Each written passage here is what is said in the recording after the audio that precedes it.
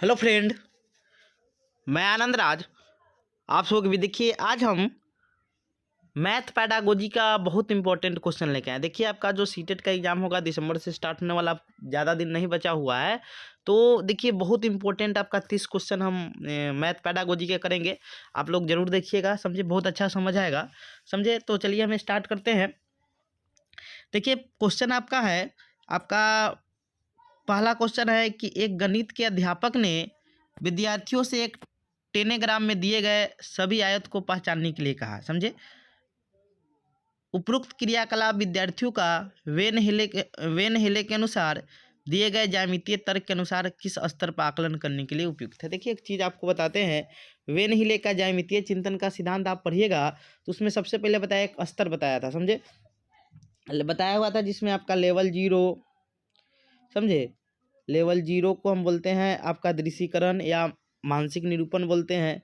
फिर लेवल 1 आता है जिसे हम लोग कहते हैं विश्लेषण बोलते हैं, समझे।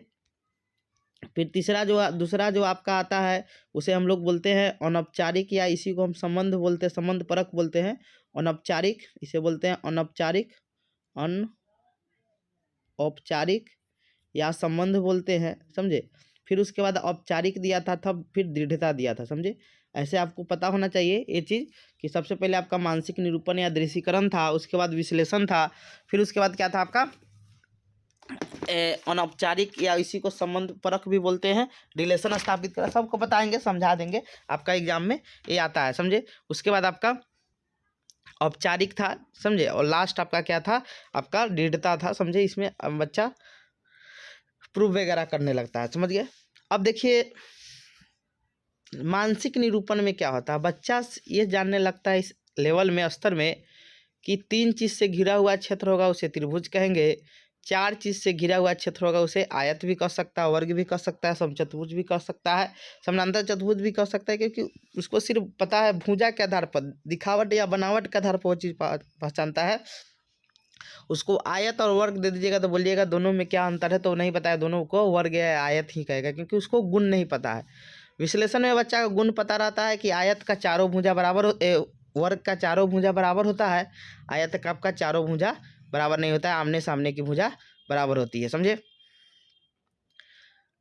उसके बाद आपका है तीसरा जो होता है संबंध परक, वो समझेगा कि सभी आयत क्या है, कि आपका वर्ग नहीं हो सकता है, लेकिन सभी वर्ग क्या हो सकता है, आयत हो सकता है, समझ गए। फिर उसके बाद इसके बाद ये सब में है, इसमें बच्चा एक कोण पता होगा, दूसरा कोण निकाल लेता है, प्रूफ वगैरह करने लगता है आगे। इतना याद रखिएगा। तो वही क्वेश्चन कह रहा है यहाँ पर आपका कि एक गणित के अध्यापक ने विद्यार्थियों से एक 10 ग्राफ में दिए गए सभी आयतों को पहचानने के लिए कहा। उपयुक्त क्रियाकलाप विद्यार्थियों का वेन हेले के अनुसार दिए गए ज्यामितीय तर्क के किस स्तर के आकलन करने के लिए उपयुक्त है। देखिए, आपको बता रहा है, कह रहा है सभी आयत को पहचानना है। तो बताया है दृश्यीकरण में, मान लीजिए उसको वर्ग भी रहेगा तो उसको भी आयत कहेगा, लेकिन यहाँ सिर्फ आयत का बात कर रहा है कि सिर्फ आयत पहचाना। तो बताइए, दृश्यीकरण होगा, अभिगृहित तो इसमें तो प्रूफ वगैरह बच्चा करता है, और संबंध स्थापित तो बच्चा वो तो आपका तीसरा मतलब जो आपका था उसमें करने लगता है, संबंध स्थापित करते। यहाँ पर आंसर क्या हो जाएगा, आपको आकृतियों को पहचानना। जो आपका विश्लेषण होता है उसमें बच्चा आकृतियों को पहचानने लगता है, कौन वर्ग है, कौन आयत है, ये सब करने लगता है, समझे। तो इसका आंसर क्या हो जाएगा, आपका 4 नंबर होगा, 1 नंबर नहीं होगा। चलिए, अगला क्वेश्चन है आपका कि गणित को पढ़ाने के लिए खेल और पहेलियाँ प्रभावकारी रणनीति है, क्योंकि यह निम्नलिखित को बढ़ावा देने में सहायता देती है। यानी क्वेश्चन है आपका कि गणित को पढ़ाने के लिए खेल और जो पहेली है प्रभावकारी रणनीति है, क्योंकि यह निम्नलिखित को बढ़ावा देने में सहायता, किसको बढ़ावा देने में सहायता करती है।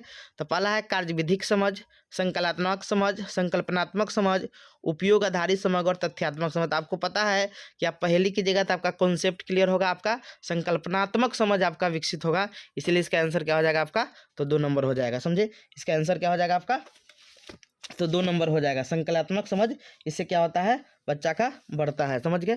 यानी इसका आंसर 2 नंबर हो जाएगा, समझ गए। बच्चा को पहेली और आपका खेल करवाया जाता है, जिससे संकल्पनात्मक यानी कॉन्सेप्चुअल उसको होता है, अंडरस्टैंडिंग होता है, समझ गए। अगला है आपका 48 नंबर क्वेश्चन कि निम्नलिखित में कौन सा गणित अधिगम के सही अनुक्रम को प्रदर्शित करता है, जैसा कि डिन्स द्वारा दिया गया। देखिए, डिन्स जो थे, बच्चा में समस्या समाधान गणित में कैसे होता है, समझे। तो उसके लिए एक मतलब क्रम दिए थे, जो क्रम आपका है सबसे पहले वो बताए थे बोधात्मक, यानी कोई बच्चा को पहले प्रत्यक्ष ज्ञान ना कराइएगा, समझे। उसके बाद परिवर्तिता सिद्धांत था, फिर गणितीय परिवर्तिता सिद्धांत था, फिर राष्ट्र में रचनात्मक सिद्धांत था, समझे। तो यही उनके द्वारा डिंस द्वारा बताया गया। डिंस हो गया, पुलिया हो गया, न्यूमैन हो गया, ये सब का पढ़ लीजिएगा, समझे। ये सब आता है एग्जाम में। अगला है आपका 49 नंबर क्वेश्चन है कि इस्माइल एक प्राथमिक अध्यापक अपने छात्रों के पूर्व ज्ञान को समझने के लिए सर्वप्रथम सदैव कुछ क्रियाकलाप करते हैं। छात्रों के प्रदर्शन पर वह निश्चित करते हैं कि अगली अवधारणा की ओर बढ़ना है या पिछली अवधारणा को दोहराना है। उसे समाहित करने के बाद ही अगली अवधारणा की ओर अग्रसर होता है। यानी कहने का मतलब क्या हुआ कि एक प्राथमिक विद्यालय का एक शिक्षक है इस्माइल, जो पूर्व ज्ञान से जोड़कर बच्चा को समझिए पढ़ा रहा है, पूर्व ज्ञान से जोड़कर। तो इससे क्या फायदा होगा? तो पहला ऑप्शन है रैखिक मूल्यांकन के नमूने का पालन कर रहा है, जिससे योजना एक विषय को पढ़ना और पढ़ाया गया विषयांत का मूल्यांकन सम्मिलित। देखिए, एक रैखिक मूल्यांकन नहीं हो रहा है। रैखिक मतलब सीधा मूल्यांकन होता है, एक समान मूल्यांकन करना। यहाँ पर पूर्व ज्ञान से जोड़ कर रहा है, तो रैखिक मूल्यांकन है, इसीलिए एक नंबर आंसर नहीं होगा। दूसरा कर रहा है कि अत्यधिक समय नष्ट, ये सब क्या निगेटिव वर्ड होता है, इसीलिए आंसर आपका नहीं होगा। ये एक विषय को पूर्ण तो आपका निगेटिव, पूर्ण रूप से कोई भी मूल्यांकन मतलब करना चाहिए, तो आपका कहूँ नहीं कहा गया, बच्चा को फॉर्मेटिव असेसमेंट करते जाना है।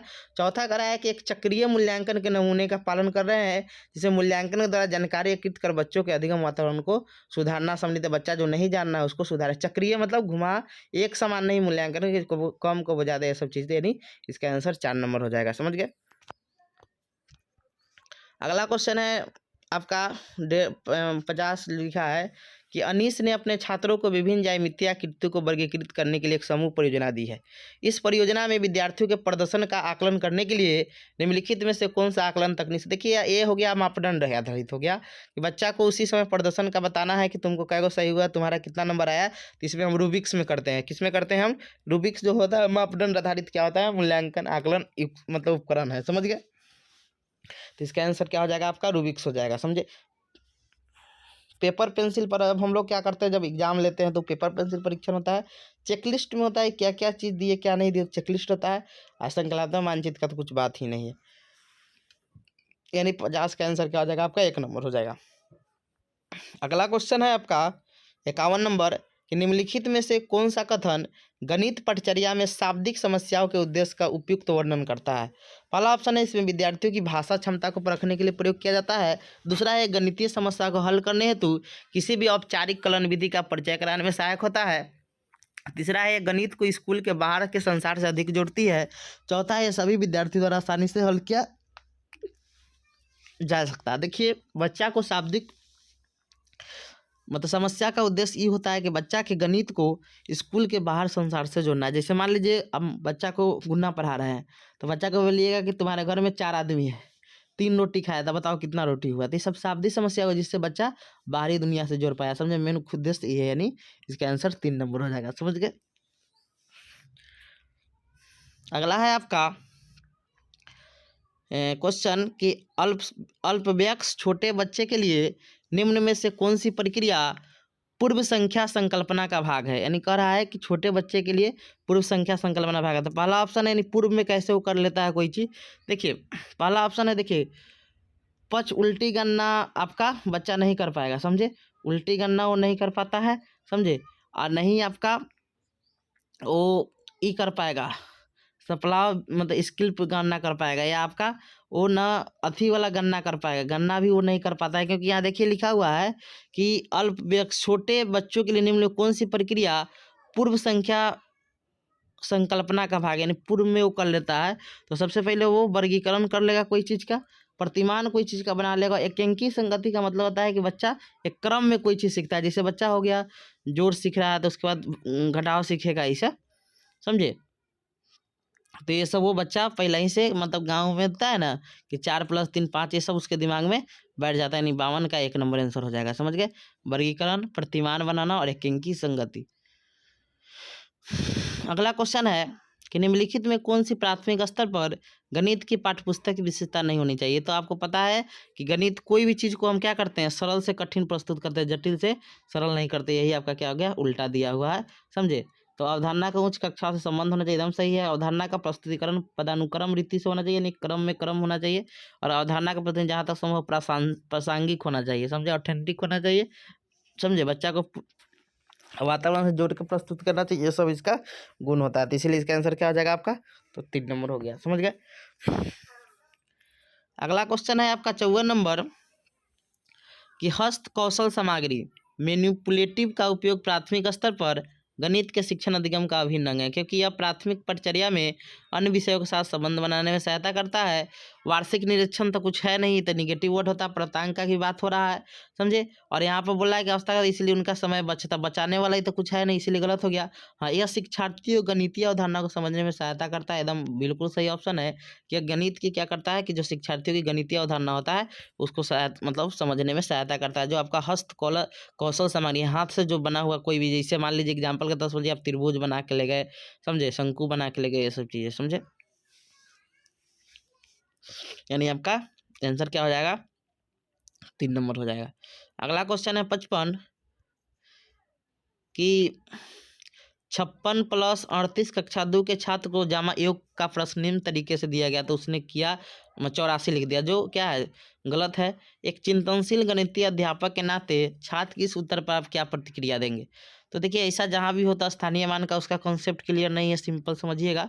तो जो आपका तीसरा ऑप्शन है कि स्थानीय मान की प्रणाली पर ध्यान देने के बाद पुनः समूहीकरण के माध्य से योग की अवधारणा को सरल बनाना है, समझ गए। उत्तर उसको गलत नहीं बताना है, समझे। समकक्षी वाला तो बात ही नहीं, बच्चा को ही नहीं कहना कि तुम्हारा आंसर गलत हो गया। और आपका पहला है कि समझाना कि उत्तर की पुनः जांच करें, ये भी नहीं कर सकते हैं। बच्चा को क्यों गलत हुआ उस पर ना बात कीजिएगा, आप पाठ्य पुस्तक वाला बात है ही नहीं। इसका आंसर आपका 3 नंबर हो जाएगा, समझ गए। अगला क्वेश्चन है आपका कि राष्ट्रीय पटचर्या रूपरेखा 2005 अनुशंसा करता है कि प्राथमिक कक्षाओं में गणित शिक्षण अधिगम के समाकलित एकीकृत उपागम को प्रयोग में लाना चाहिए। इसका अर्थ क्या होगा, देखिए आपको पता है कि गणित समस्या समाधान के साथ एकीकृत होना देखिए आवश्यक क्या है, एकदम आवश्यक, मतलब जोड़ ही दे रहा है। जोड़ देने वाला ऑप्शन क्या हो जाता है आपका, गलत हो जाता है, समझे। गणित, ये गलत हो गया। गणित बच्चों के कक्षा के अंदर और बाहर, एकदम ये ऑप्शन एकदम सही है, समझे। अंदर बाहर का एकीकृत होना चाहिए। गणित के अन्य विषय जैसे पर्यावरण अध्ययन, आपको पता है कक्षा 1 और 2 में क्या होता है कि पर्यावरण और भाषा को एकीकृत किया गया है, समझे। तो ये भी ऑप्शन सही है। अब बोल रहा है गणित उच्च नहीं, एकीकृत होना चाहिए, इसमें नहीं बोला, इसीलिए गलत हो गया। इसका आंसर हो जाएगा बी और सी, आपका सही हो जाएगा, समझ गए। बी और सी इसका, यानी 1 नंबर आंसर आपका सही है, समझ गए। 57 नंबर क्वेश्चन है कि निम्नलिखित में से कौन सा एक गतिशील सक्रिय गणित सॉफ्टवेयर है जो ज्यामिति, बीजगणित, स्प्रेडशीट, रेखांकन, सांख्यिकी और कलन कैलकुलस के साथ उपयोग में आसान पैकेज देते हैं। आपका जियोजेब्रा है, समझे। ये क्या है आपका, जियो बोर्ड अलग होता है, ये जियोजेब्रा एक तरह का सॉफ्टवेयर होता है, समझ गए। आंसर आपका क्या हो गया, आपका 57 का 1 नंबर हो जाएगा। 58 क्वेश्चन है कि 1 से 9 तक की संख्याओं को पढ़ाने के लिए निम्न में से कौन सा क्रियाकलाप उपयुक्त होगा। तो आपको पता है जो 3 नंबर ऑप्शन दिया हुआ है आपका, ये करा कि मौखिक रूप से 1 और 9 की संख्या क्रम में दोहराना, जबकि कि छात्र स्मरण नहीं करें। सी नंबर आपका ऑप्शन गलत हो गया, यानी 2 गलत हो गया, समझे। और आपका 2 और 3 गलत हो गया, बच गया 1 और 4 और 1 है। तो पहला ऑप्शन है भिन्न भिन्न पदार्थ। देखिए पदार्थ के साथ बच्चा को पढ़ाना एकदम बहुत अच्छा माना जाता है, तो सही है। दी गई संख्या के आधार पर संबंधित पदार्थों का व्यवस्थित करा, 4 पदार्थ होता है उसको 4 के सामने, यानी आपका 1 और 2 सही है, समझे। यानी आपका 1 नंबर 1 नंबर आंसर हो जाएगा, समझे। यानी आपका 58 का ए और बी, यानी 1 नंबर आंसर हो गया। 59 नंबर क्वेश्चन है कि एक कक्षा परीक्षा में दिए गए प्रश्न 200 का 23% ज्ञात कीजिए का 2 छात्रों ने निम्न प्रकार से उत्तर दिया। छात्र ए जो दिया वो बनाया 23 + 23 यानी 46। देखिए कैसे बनाया, देखिए ये भी सही है। देखिए 100% का, मान लीजिए कोई चीज़ का आपका, सुनिए, मान लीजिए 100% कोई चीज़ का तो 23 रुपया हो जाएगा, 23 होगा ना, कट गया तो 23, फिर 100 का निकालेगा 23, नहीं 23 23 46, ये भी सही है। या आप 200 का निकालिए 23, जो दूसरा में बनाया भी गया, दूसरा छात्र जो बनाया समझे। तो ये भी सही है, लेकिन अनौपचारिक तरीका हुआ। अनौपचारिक मतलब ये नियम से नहीं हुआ, लेकिन ये सही है। अनौपचारिक तरीका से है लेकिन ये सही है। ये औपचारिक तरीका हुआ है कि 200 का 23% करके 46 किया है, समझे। दोनों सही है, समझे। तो पहला ऑप्शन है आपका कि ये कौन सा कथन सर्वाधिक उपयुक्त। पहला कि छात्र ने सही कलन विधि अपनाई, अध्यापिका ने छात्र को और छात्र को सुन, देखिए सुन उसको भी नंबर नहीं दिया जाएगा, वो भी सही ही बनाया है, लेकिन वो थोड़ा शॉर्टकट यानी अनौपचारिक तरीका से बनाया है, तो ये ऑप्शन नहीं होगा।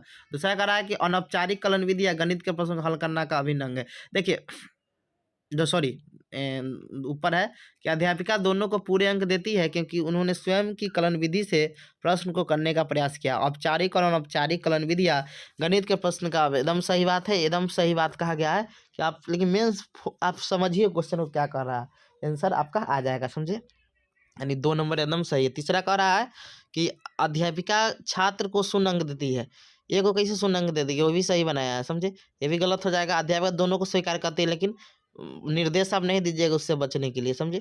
वो भी उसका अपना कॉन्सेप्ट है। 4 भी गलत, यानी 2 इसका आंसर हो जाएगा। अगला क्वेश्चन है कि अवधारणा समरूपता का परिचय देने के लिए सुश्री कमला ने अपने छात्रों को अलग अलग अनुभव उपलब्ध कराया, जैसा कि भिन्न आकार के प्रतिमान, कंप्यूटर द्वारा आकृतियों के चित्रों का प्रक्षेपण, समूहों में विचार विमर्श इत्यादि। सुश्री कमला का आशय अधिगमकर्ता को बहुल अनुभव को उपलब्ध कराया, जिससे बच्चा खाली समय में मिलेंगे, मंदबुद्धि द्वारा सहायता मिलेगा, प्रतिभाशाली, यानी सभी बच्चा को इससे क्या होगा, फायदा मिलेगा। सभी बच्चा को लेकर चलना है, इसका आंसर 4 हो जाएगा, समझे। तो ये 15 क्वेश्चन हो गया। 15 क्वेश्चन और हम करवाते हैं, चलिए। अगला क्वेश्चन है आपका कि कक्षा 3 की गणित के अध्यापिका ने अपने छात्रों को निम्नलिखित प्रश्न दिए। 56 + 173, फिर 28 + 32, फिर 129 + 76। बाद में उन्होंने छात्रों को एक कार्य प्रक्रिया यानी वर्कशीट हल करने के लिए जिसमें समरूप प्रश्न दिए, यानी जो क्वेश्चन था सेम टू सेम वही क्वेश्चन दिया। ये क्वेश्चन था सेम टू सेम, अगला वर्कशीट पर वही क्वेश्चन। निम्नलिखित कथनों में कौन सा कथन दी गई स्थिति के लिए उपयुक्त है, समझे। यानी एक बार दे दी क्वेश्चन बनाने के लिए, फिर सेम टू सेम वही क्वेश्चन दी। तो पहला ऑप्शन है ये कार्य ड्रिल और अभ्यास पर आधारित है। जो ये कार्य है, सही बात है, ये क्या है आपका, जो ये कार्य है क्या है, ड्रिल और अभ्यास पर आधारित है तथा प्राथमिक स्तर पर हतोत्साहित होना चाहिए। एकदम सही बात है ये चीज़। अब एक ही चीज़ को 5 बार नहीं करवाना चाहिए, इसको हतोत्साहित होना चाहिए। ऑप्शन ये सही हो सकता है, समझे। प्रोत्साहित रहता तब गलत हो जाता, समझे। हतोत्साहित मतलब ये चीज़ नहीं होना चाहिए, ये ऑप्शन सही है। दूसरा है या खुले, देखिए खुला सिरा वाला प्रश्न नहीं है, ये बंद सिरा वाला प्रश्न है। खुला सिरा में आपका 1 से अधिक आंसर आता है, तो ये भी आपका क्या हो गया, नहीं होगा। तीसरा है यह एक संदर्भात्मक प्रश्न का। देखिए संदर्भात्मक प्रश्न का मतलब क्या होता है कि सेम टू सेम क्वेश्चन नहीं देता ना, जैसे आपका 156 173 है तो यहाँ लिख देता 500/200 लिख देता, तब ये संदर्भ में होता। लेकिन यहाँ सेम टू सेम क्वेश्चन दिया जा रहा है, समरूप प्रश्न पूछ रहा है, समझे, इसीलिए ये भी आपका नहीं होगा। चौथा कह रहा है कि समय बचाने तो होगा नहीं के लिए शिक्षिका को गृह कार्य के तौर पर ऐसे 10 और प्रश्न हल करने के लिए छात्रों का, समय बचाने वाला बात नहीं, इसका आंसर 1 नंबर हो जाएगा। कि कार्य और ड्रिल और अभ्यास, जो कार्य है वो ड्रिल और अभ्यास पर आधारित है तथा प्राथमिक स्तर पर क्या होना चाहिए, हतोत्साहित होना चाहिए, समझ गए, नहीं होना चाहिए। तो इसका 1 आंसर हो जाएगा, समझ गए, वो 1 नंबर। अगला क्वेश्चन है गणित के संदर्भ में क्रियामूलक ज्ञान यानी करके सीखने से क्या अभिप्राय है। तो अवधारणा से संबंधित अर्थपूर्ण क्रियाशील गतिविधि द्वारा गणित का अध्ययन अधिगम को सीखना, ये सही हो सकता है। बहुत क्रियाविधि रटना तो आपका क्या होता है कि प्रश्नों को बहुत बार करके देखना, जब तक क्रियाविधि रटकर स्मरण याद न हो जाए तो ये तो होगा नहीं। पाठ्य पुस्तक तो आप जानते हैं निगेटिव होता है, उसको तो लेते नहीं है। और चौथा कह रहा है कि स्वयं प्रश्न को हल कर सीखना, लेकिन इसका आंसर क्या होगा कि आप करके सीखिएगा, उससे संबंधित अर्थपूर्ण क्रियाशील मतलब गतिविधि द्वारा अधिगम मतलब गणित में अवधारणा का करके सीखिएगा, समझ गए। यानी इसका 47 का क्या आंसर हो जाएगा, आपका 1 नंबर हो जाएगा, समझ गए। अगला आपका है 47 के बाद आपका हो गया। अगला आपका है 48 नंबर क्वेश्चन। इसका आपका 47 का आंसर क्या हो जाएगा हमारा, तो 47 का आपका 1 नंबर आंसर हो जाएगा। हाँ 1 नंबर हो जाएगा आपका कि बच्चों को क्या करना है कि अवधारणा संबंधी अर्थपूर्ण ये चीज़ बच्चा को सिखाना है, समझ गए। अगला क्वेश्चन आपका है कि दूसरा क्वेश्चन है कि कक्षा में आकलन का प्रबंधन, यानी आकलन का जो प्रबंधन है वो कैसे करते हैं, समझ गए। आंकड़े का प्रबंधन क्या अवधारणा सम्मिलित करती है, तो किसको किसको सम्मिलित करती है, तो देखिए पहला ऑप्शन है आपका कि आंकड़े का निरूपण, दूसरा ऑप्शन है आंकड़े का विश्लेषण, तीसरा है आंकड़ों का एकत्रीकरण और चौथा आंकड़े का संग्रह। अब देखिए यहाँ पर एकत्रीकरण और आंकड़े का संग्रह दोनों तो एक ही चीज़, तो कोई एक ही को आप ले सकते हैं। अब ऑप्शन दिया हुआ है ए और डी दिया है, ए बी सी दिया हुआ है, बी और डी दिया है और ए डी दिया हुआ है। तो एक चीज़ आपको पता होना चाहिए कि आंकड़े की अवधारणा में आपके सबसे पहले आंकड़े को निरूपण कीजिएगा ना, समझे, तो आंकड़े का निरूपण शामिल रहेगा, फिर उसको क्या कीजिएगा, विश्लेषण कीजिएगा, फिर उसको क्या कहते हैं, एकत्रीकरण कीजिएगा, फिर चौथा में जो होता है उसे वर्गीकरण कहते हैं। यानी सबसे पहले डाटा को निरूपण करेंगे, फिर डाटा का विश्लेषण करेंगे, फिर उसको जमा करेंगे, संग्रह नहीं करते हैं, एकत्रीकरण करते हैं, समझे, और उसके बाद क्या करते हैं, आपका वर्गीकरण करते हैं। तो वर्गीकरण तो नहीं दिया, नहीं, आंसर क्या हो जाएगा आपका ए बी सी हो जाएगा, समझ गए। आंकड़े का निरूपण, विश्लेषण और संग्रहण आपका नहीं होगा, आपका आंकड़े का एकत्रीकरण हो जाएगा, जमा करते हैं उसको, समझ गए। इसके बाद आपका 49 नंबर क्वेश्चन है कि राष्ट्रीय पटचर्या रूपरेखा के अनुसार प्रौद्योगिकी गणितीय अन्वेषण में सहायता कर सकती है और छात्रों को व्यस्त रखने में सहायता हो सकती है, अतः कैलकुलेटर के उपयोग की अनुमति विद्यालय की सभी परीक्षा में देनी चाहिए, पेपर पेंसिलीकरण विधि को समाप्त कर देना चाहिए, तकनीकों का उपयोग गणित के अमूर्त अवधारणाओं के सीखने की, ये सबसे ऑप्शन है 3 नंबर कि अमूर्त अवधारणाओं को समझने में क्या करता है, सहायता करता है। यानी इसका आंसर क्या हो जाएगा 49 का, तो आपका 3 नंबर हो जाएगा, समझ गए। अगला है 19 से, बाला का फुल फॉर्म ही होता है आपका, बाला का फुल फॉर्म ही होता है आपका बिल्डिंग एज लर्निंग एड, याद रखिएगा, पूछ देगा। बाला का फुल फॉर्म होता है बिल्डिंग एज, क्या होता है, मतलब लर्निंग एड होता है, समझे, एक तरह का आपका क्या है, तो एक पहल है जो स्कूल में आपका फर्श, दीवारों, खिड़कियों आदि पर मतलब लगाया जाता है, समझ गए, तो जिससे बच्चा वो चीज़ सीखता है। तो इसका फुल फॉर्म क्या होता है आपका बिल्डिंग एज लर्निंग एड होता है, समझे, बिल्डिंग एज लर्निंग एड होता है, याद रखिएगा ये चीज़। अगला है पैटर्न को पहचानना और उसको पूर्ण करना प्राथमिक स्तर पर गणित पटचर्या का एक अनिवार्य भाग है। तो छात्रों में क्या करता है कि सृजनात्मकता, कला कौशल इससे विकास नहीं होता, समझे, और भाग लेने में छात्रों उच्च गणित भाग लेने के लिए तो होगा नहीं, हल करने से आता नहीं। देखिए यहाँ छात्रों में रचनात्मक को प्रोत्साहित करता है, तो संख्या और संक्रिया गुणों को समझने में क्या करता है, मदद करता है, समझे, बच्चा पैटर्न बनाएगा तो उससे ये फायदा होता है, समझ गए। तो इसका आंसर क्या हो जाएगा आपका, तो 4 नंबर हो जाएगा, समझे। यहाँ पर सृजनात्मक है ठीक है, लेकिन कला कौशल दिया इसीलिए ऑप्शन गलत हो गया है, समझे। अब आते हैं हम लोग 52 नंबर में। 52 नंबर का है कक्षा 3 के आकलन के लिए गणित के अध्यापक ने छात्रों के निम्नलिखित पैमाने जैसे संकलनात्मक समझ, गणितीय विवेचना, गणित के प्रति उनकी अभिवृत्ति, नए प्रश्नों को हल करना, प्रश्नों को हल करने हेतु बहुल विधियों का ढूंढना इत्यादि के लिए उनकी प्रगति को रिकॉर्ड ने लिपिबद्ध किया। इस प्रकार आकलन प्राप्त जानकारी सबसे कम उपयोगी, तो कौन सा उपयोगी का, तो ऑप्शन देख लीजिए। अब देखिए जो विद्यार्थी को उनके प्राप्त अंकों को वरीयता क्रम में, देखिए वो अंक आपको पता है ना, अंक क्या होता है आपका निगेटिव होता है, यानी 52 का आंसर क्या हो जाएगा 2 नंबर, समझे। प्रतिपुष्टि प्रदान करेगा, विद्यार्थी गलत जवाब प्रश्न समझने में मदद करेगा, अभिवृत्ति को समझ, लेकिन 2 नंबर आपका क्या है, गलत है, यही आपका आंसर हो जाएगा।